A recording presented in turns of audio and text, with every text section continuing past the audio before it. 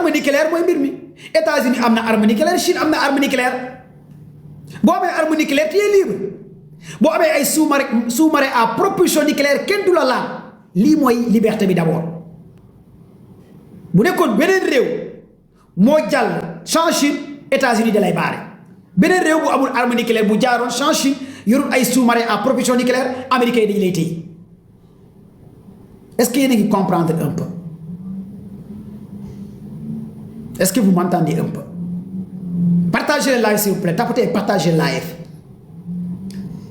lii moo tax gars yi di reyante ngir am arme nucléaire lii kese la moo tax gars yi réew bu nekk di reyante Corée du Nord Kim Jong ku koy laal parce que am na arme nucléaire Pakistan am na arme nucléaire kenn du ko laal Indo am na arme nucléaire kenn du ko laal Chine yor na ko France yor na ko Israël yor na ko dès que nga am arme nucléaire yor ay sous-marin à propulsion nucléaire kenn du la laal lii mooy souveraineté bi nga xamante ne moo taxaw nii jamono jii may wax ak yéen Chine nag bu mu jaaree jàll Iran jàll na benn question bi mooy pourquoi Iran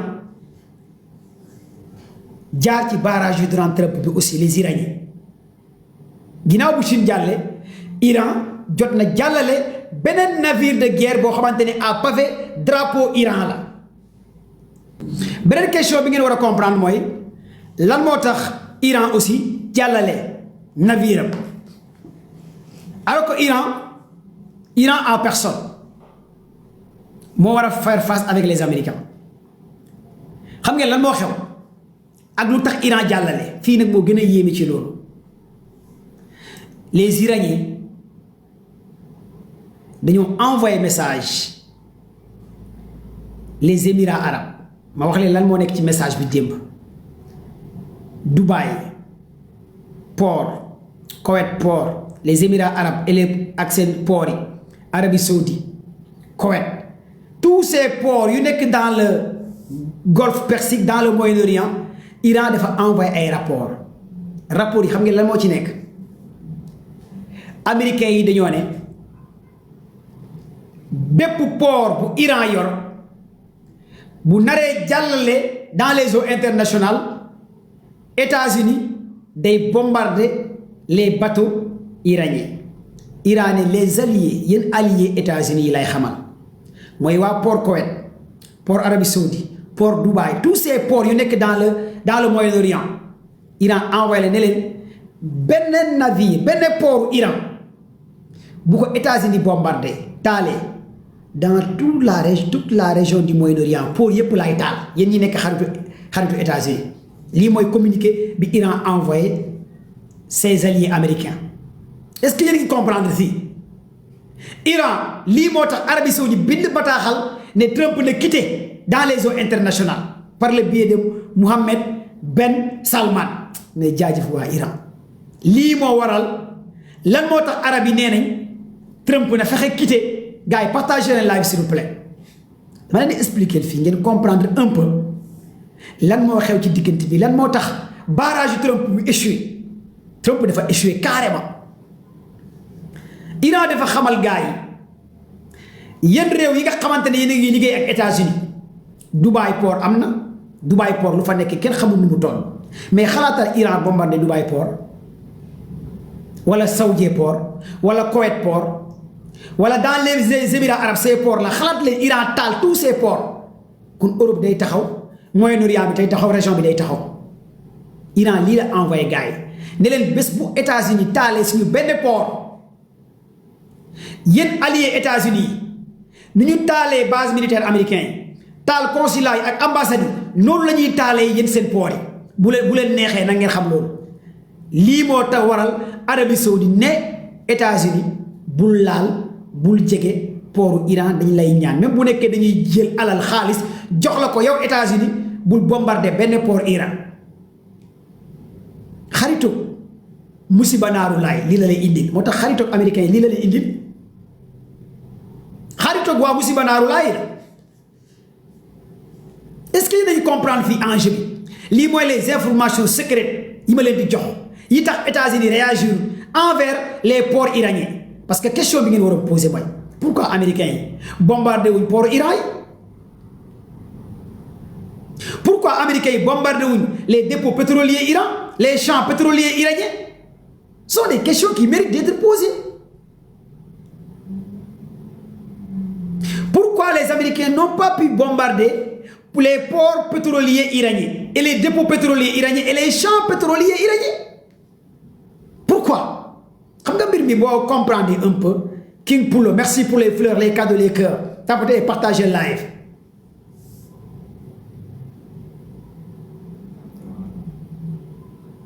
« 40 jours de guerre. 40 jours de guerre. Nous devons trêve 2 semaines. Ci 40 jours de guerre, les États-Unis n'ont bombardé avec leurs sous-marins les ports iraniens et les champs pétroliers iraniens. 40 jours de guerre. 40 jours de guerre avant de petite trêve. Américains n'ont bombardé les champs pétroliers iraniens et les ports iraniens. Lan moo tax pourtant américains yor nañ capacité pour bombarder ko. Israël a une capacité pour bombarder ko. Waxoon naa leen fii ñaari mbir moo taxaw mooy les alliés américains surtout Al-Nasrallah bi nekk ca Yémen les Houthis Al-Nasrallah nekk ca Yémen les Yéménites les images vidéo à l'appui ñu wone woon en plein mer Rouge dans le détroit Bab el-Mandeb je répète les alliés américains Al-Nasrallah les Houthis yéménites nekk ca Yémen nga xamante ne en moins de 48 heures mën nañu écraser Arabie Saoudite mën nañ jaxase Arabie Saoudite kenn dootul defati umra wala aji Makka là moom je vous le dis en moins de 48 heures waa Yémen mën nañ def arrêt Arabie Saoudite parce que ñoo gën a jege Arabie Saoudite alors que seen lance-roquettes yi seen missiles yi jege na lool ci ay montagnes la ñu nekk pour ñu bombarder Arabie Saoudite du dara ci ñoom en moins de 48 heures ñu def Arabie Saoudite doo les Yéménites lii la Arabie Saoudite ragal lii la Mohammed Ben Salman ragal lii la Saoudiens yi ragal mais lii la Arabie ragal mooy waa Yémen te waa Yémen ñoom ñoo gérer le détroit Bab el-Mandeb fi nga xamante ne mooy mer Rouge nga xam ne les câbles sous-marins fa la jaar les câbles sous-marins yi nga xamante ne tey mooy jox internet la moitié de l'Europe la moitié de l'Asie la moitié des pays arabes et 100% Afrique câble yooyu ci mer Rouge la jaar li tax yow Afrique nga am internet yow européen bi nga am internet yow arabe bi nga am internet di am ay banque di connecté nangam fa la jaar te Yémen bu ko daggee yow Sénégal bi sax dootoo retirer sa xaalis ci banque doo amati Wave Orange Money banque nangam maanaam internet nga dul am sax yow Sénégal bi bés bu Iran daggee ses câbles sous-marins Sénégal day taxaw Sénégal moom day taxawloo Sénégal yombul parce que Starlink ak société Elon Musk espace X bu mu teg amagu fi effet amagu fi doole ñun ñëpp 90% internet Sénégal ci câble yooyu la bàyyeekoo les câbles sous-marins yu jaar mer Rouge sur le détroit de Bab el-Mandeb boo ko xamul ma wax la ko nga comprendre ko un peu nga xam nan la àdduna bi di bindoo moo tax quand su ma dégloo yenn ignorant yenn inconscient ñu naan guerre bi suñu yoon nekku ci parce que comprendre guerre bi suñu yoon nekku ci en moins de 24 heures boo amoon mbokk bu nekk États-Unis doo wax ak moom te waa Yémen mën nañu ko def ak Iran mën na ko def guerre bi suñu yoon nekku ci bu neexee Iran dootoo récupérer compte banque bu neexee Iran sa internet ñu arrêté ko léegi Sénégal bu neexee Iran léegi yow Sénégalais bi dootoo demati banque di am xaalis dootoo demati guichet toutes les applications yi nga am day taxaw bu neexee Iran nga ne yow guerre bi suñu yoon nekku ci parce que xamoo adduna bi nan lay fonctionner kon donc suñu maam Cheikh Mouhidine Samba Diallo li mu doon wax rek laa leen di wax nañ uuti xam-xam nañ gestu nan la adduna bi di synchroniser adduna bi nii la cordon ombilical la ce monde là est devenu un cordon ombilical lale bu daggee la di dagg chaîne la on est sur un village planétaire tout est relié kon ki naan sama yoon nekku ci parce que xamoo sa yoon lu mu nekk sax yow xamoo ko et c'est hyper important gars yi partagez le live bi encore on signale live hein? Je vois rien joxe leen cadeau cœur yi fleur yi ngeen partagez live s'il vous plaît vous êtes 3000 personnes sur le live tapotez leen ngeen partagez maximum le live ñu ngi koy signaler bu baax a baax a baax je n'arrive pas à voir rien Ouska merci joxe leen cadeau cœur yi fleur yi na gaaw voilà mu ngi yéeg très bien mu ngi ñëw ndànk-ndànk. Merci à l'assistance technique TikTok de sécuriser et de protéger bien notre live parce que aussi li ñuy wax ci TikTok presque gars yi dañu koy bañ yee TikTok moo ñuy jàppale ñuy wax mais lii nii mooy ma ko wax ci yeneen application yi TikTok fait partie parmi les meilleures applications lii ñuy wax ci TikTok fii la ñu ko mën a waxee kon partagez le mu gaaw Moustapha merci Eva merci merci Eva merci pour les cadeaux les cœurs les fleurs gars yi joxe cadeau cœurs yi fleurs yi Eva merci Ouska merci les grands donateurs merci je vous aime je vous kiffe waaw waaw nii tapoter leen comme ça ngeen partager mu gaaw d'abord lii ngeen war a comprendre moo tax waa Iran dañoo envoyé message les alliés américains ne bés bu États-Unis bombardé benn port Iran Iran dina bombardé port Dubaï Iran dina bombardé port Arabie Saoudite Iran dina bombardé port Koweït Abu Dhabi tous les ports yu nekk ci Moyen-Orient Iran pare na pour bombarder ko à moins de 24 heures message bii la Iran envoyé les alliés des Américains dans la région mais Iran ñoo mën xeex xam stratégie xeex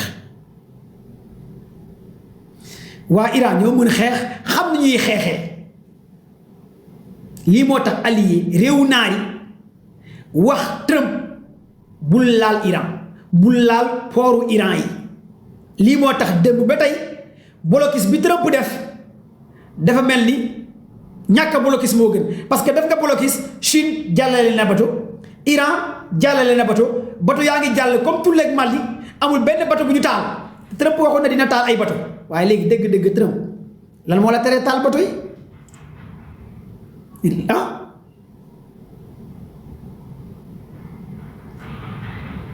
est-ce que vous m'entendez Trump bi waxoon day taal ay bato ça coupe moo tax jàppale ci waa ça coupe là ça coupe je n'arrive pas à comprendre pourquoi on signale le live et ça coupe comme donc est-ce que vous m'entendez la famille c'est pas si vous m'entendez ou pas mu gaaw s'il vous plaît tapotez partagez c'est bon ñëwaat na léegi lii mooy li nga xamante ne moo ci taxaw parce que waxoon na dina bloqué léegi Chine jàllale na navire am Iran jàllale na navire am kon donc lan moo xew ci diggante bi ak lan moo tax jamono jii may wax ak yéen ba léegi américains yi mënuñoo américains yi en personne mënuñoo taal benn navire bu bàyyeekoo fi nga xamante ne mooy port Iran mais parce que fi leen Trump bëgg a yóbbu ak li commencé taxaw ak li commencé xew baaxul ci ñoom lii mooy cas bi nga xamante ne en primo moom laa leen di njëkk wax en secondo bu ñu jëlee ci Boro Jidi mooy un député iranien ci assemblée nationale Iran Boro Jidi un député iranien ne rapport bi ñu jot ñoom parlementaire Iran yi mooy les porte-avions américains ñoom ñëpp quitté nañ plus de 1000 miles dans le Moyen-Orient dañoo daw laqatu ji parce que les sous-marins torpilles Iran sont en position de combat et de tir. Vous m'entendez bien? lii la joxe comme xibaar mooy les parlements ñi nga xamante ne ñoo gérer lépp lu jëm ci wàllu parlementaire Iran bi ñu ne 1000 miles Abraham Lincoln dafa paan mu ngi en Grèce ñu ngi koy réparé mooy porte-avions américain bi tudd Abraham Lincoln Gerald Ford activé wu léegi George Bush la gars yi bëgg a indi te Afrique lay jaaree kon 3 porte-avions américains yi Abraham Lincoln dafa nekk en panne waa Iran dañ koo bombardé ba mu yàqu mu ngi en Grèce ñu ngi koy réparé le porte-avions Abraham Lincoln américain Gerald Ford aussi nee nañ dafa amee problème toilette problème électrique kon boobu aussi fan la nekk kenn xamul beneen porte-avions américain bi tudd George Bush moom moo war a jaar Afrique pour relier dans le golfe Persique kon États-Unis à part seen sous-marins yi seen amphis de guerre yi seen navires yi pour l'instant seen porte-avions yi amul benn boo xamante ne aussi nekk na ci et c'est très important pour ngeen am ko comme xibaar comme information Italie wax na tey arrêté na lépp luy coopération de défense ak Israël. Italie les Italiens nee nañ tey arrêté nañ lépp luy coopération de défense ak li nga xamante ne mooy lii di Israël. C'est très important pour ngeen am ko comme information. France ak anglais yi ñoom nee nañ blocus Trump bi alliance bi duñ ci dugg les Français et les Anglais lu ñu opté mooy par la voie diplomatie. Trump en personne waroon naa wax tey mais mënul wax parce que am na gàcce ban gàcce la am ba def na barrage am nga baare ba pare nga ne def nga sa barrage ba pare ñaari navire jàll Chine jàllale Iran jàllale kon Trump lan lay wax waa koñ bi bu génnee wax tey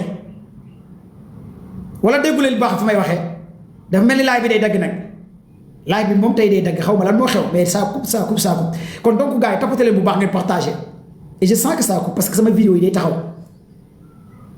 laa leen kër yi ngeen partagé joxe cadeau kër yi xam nga nga baare ba pare nga def sa barrage asley merci waa Chine jàllale ak seen drapeau avion Binet merci sister Binet pour les cadeaux les cœurs les fleurs Ouska merci Dominique merci pour les cadeaux les fleurs les cœurs nga def sa barrage ba pare gars yi ñëw jàllale mooy humiliation la humiliation totale la humiliation totale la gàcce mënut a weesu lii gàcce mënut a weesu. Merci Diagne Fallou, merci Élément, merci Gaï, merci Dominique, Teranga, merci pour les cadeaux, les fleurs, les cœurs, comme ça. Topic, merci. Topic, Jack Claude, merci. Globe Business, merci Gaï. Kon gatché gi Trump am motax tay mënul wax dafa am gatché gu gudd la am tay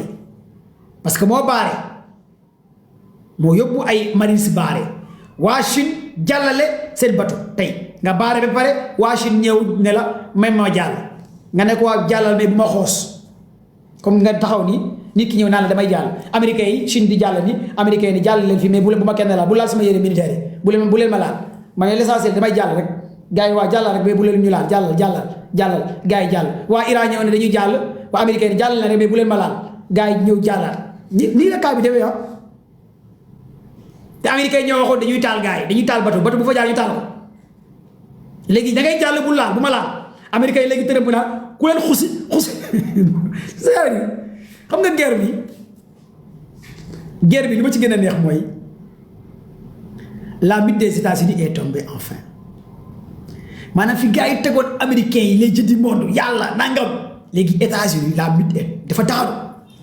dem Venezuela kidnappé Maduro jàpp président Venezuela yóbbu président d'un pays nga jàpp yóbbu Cuba nga encercler pétrole Cuba bi ngay jël pétrole Venezuela ngay jël Trump ngay menacer Afrique Frank Ley est-ce que yéen a ngi fàttaliku le général américain Frank Langley ki waxoon day attaqué Burkina actuellement muy buggi Côte d'Ivoire mais capitaine Traoré di ko tontu le général américain Frank Ley te mu nekk Côte d'Ivoire naan américain yi dinañ ñëw récupérer en Afrique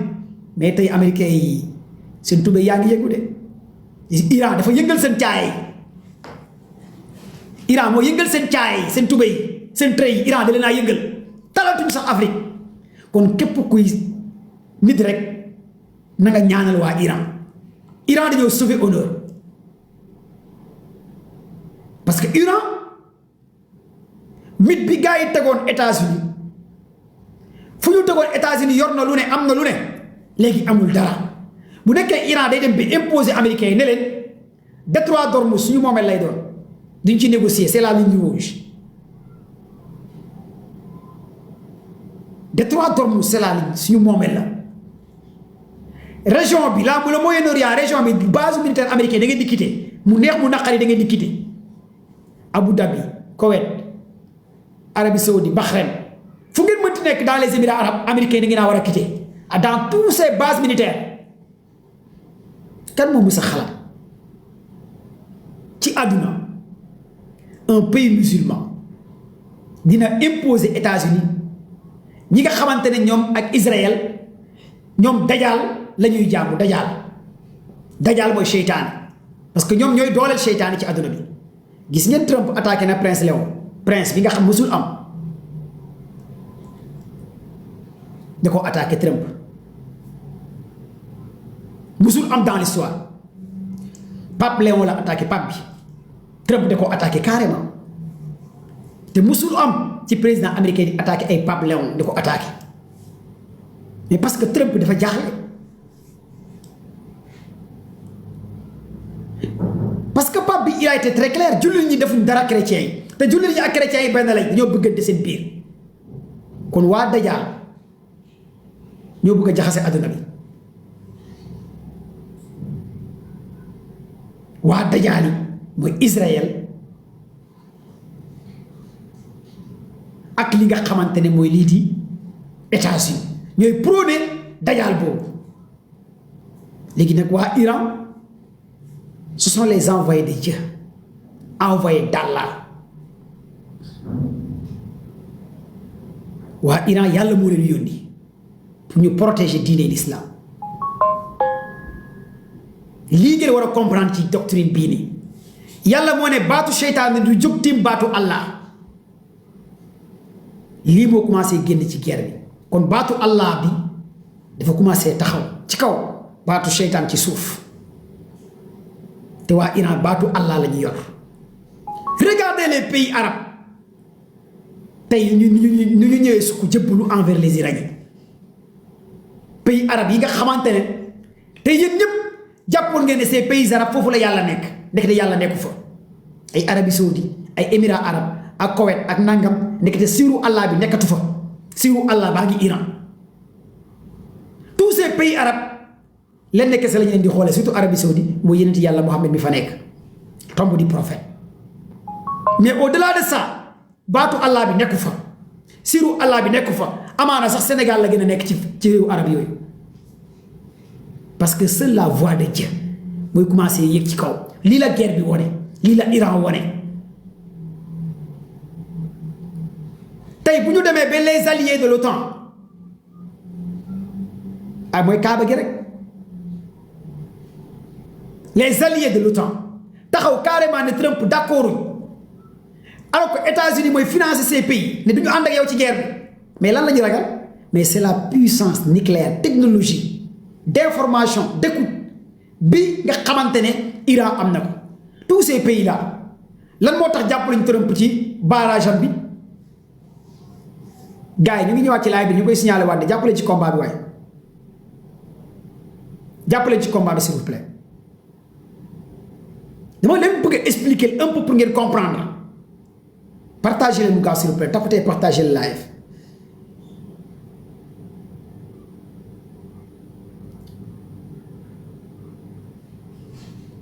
Zara Hebron parce que Iran a miné des batteries de missiles anti-navires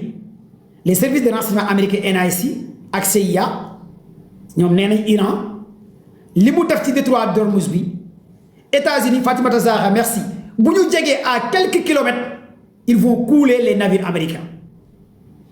bu ñu demee ba Iraniens yi di miner les Iraniens di miner avec des missiles anti-navires ci détroit d'Ormuz les navires américains di quitter à 1000 miles une puissance nucléaire comme les Américains di daw 1000 miles di daw Iraniens yi 1000 miles laa wax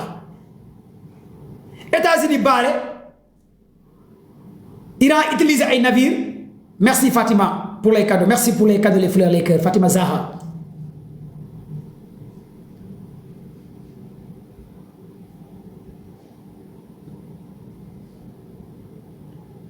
merci pour les cadeaux les fleurs les cœurs kon c'est-à-dire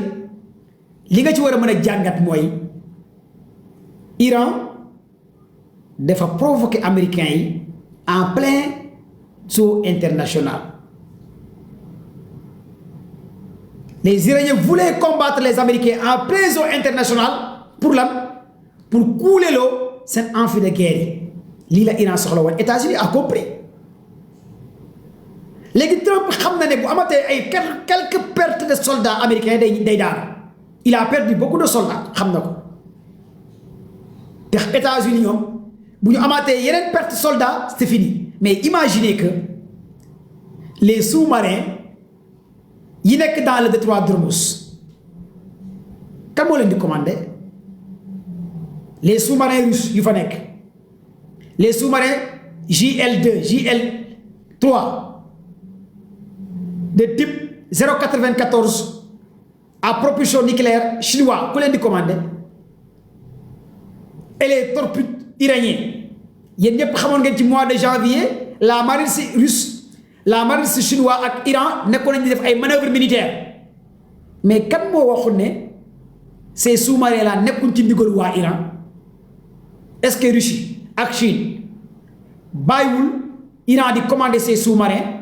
suba ñu kuuleloo ay amphis américains pour humilier les Américains lii les généraux américains yi comprendre te Trump xamu ko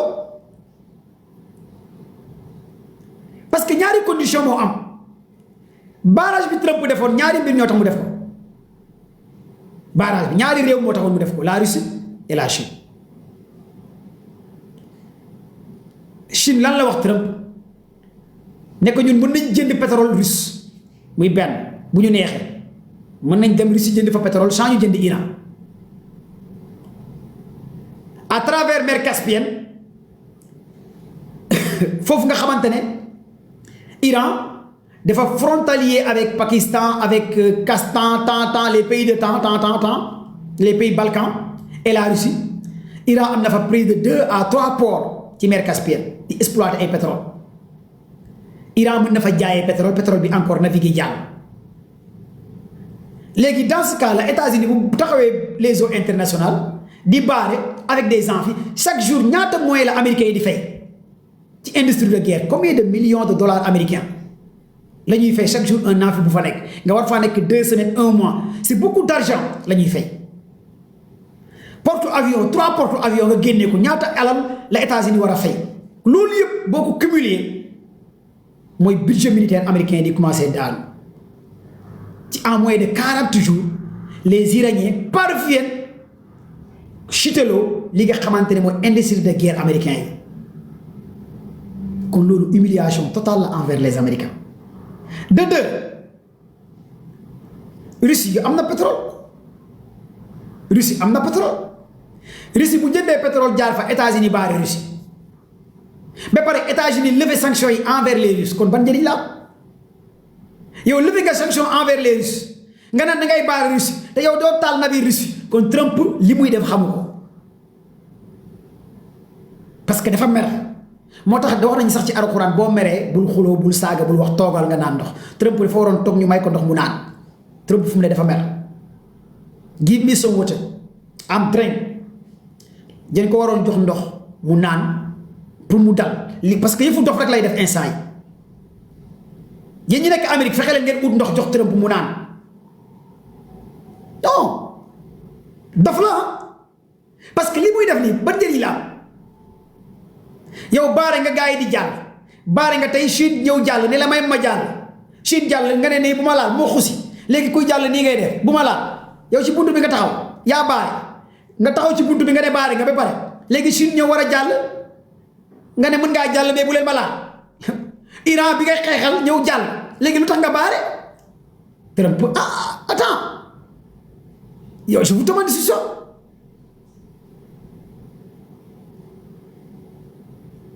yéen laay laaj def nga sa barrage gars yi ñëw ne jàll nañ kon loolu yëpp bu ngeen ko convoquer tous ces éléments day wane que l'Iran a déjà gagné la guerre démb maa ngi leen di fàttaliku lu gën a merloo Trump mooy li iranais nucléaire bi di ko négocier muy benn mooy ci accord yi ñu amoon ca Islamabad ca Pakistan combien de fois laa ko wax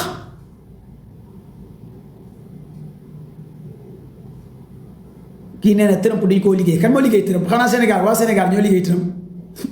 Trump xaritu Ousmane Sonko Trump copain Sonko la de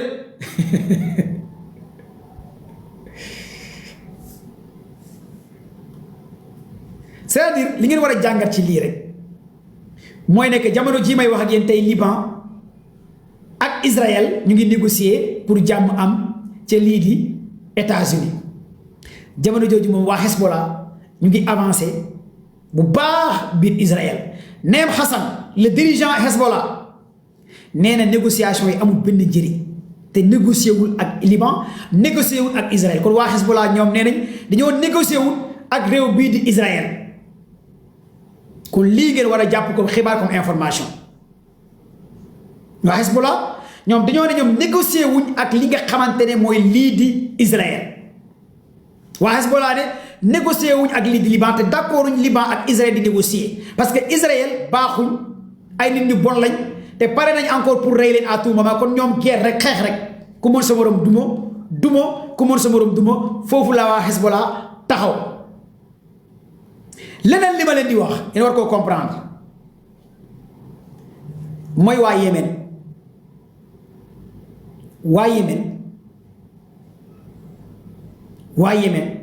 ñetti yoon laa wax waa Yémen mooy branche Yémen Houthi ak branche Nasrallah dañoo liggéey ci guerre bi liggéey bu doy waar boo xamante ne instant yi ay waa Arabie Saoudite bu ñu tëddee duñu nelaw parce que chaque jour yaakaar nañ ne tey Yémen da leen di bombardé ci guddi gi parce que missile Yémen yi dañoo tiim Arabie Saoudite di xaar ndigal waa Yémen ndigal la ñuy xaar waa Yémen moom ndigal la ñuy xaar ndigal kese la ñuy xaar bu bàyyeekoo ci Iran ñu jaxase Arabie Saoudite waa Yémen ndigal la ñuy xaar pour ñu tëj détroit Bab el-Mandeb ñoom ndigal kese la ñuy xaar ndigal loolu nag mooy yow États-Unis nga reppal nga taal benn bateau Iran bu bàyyeekoo ci détroit Bab el-Mandeb nga taal ko rek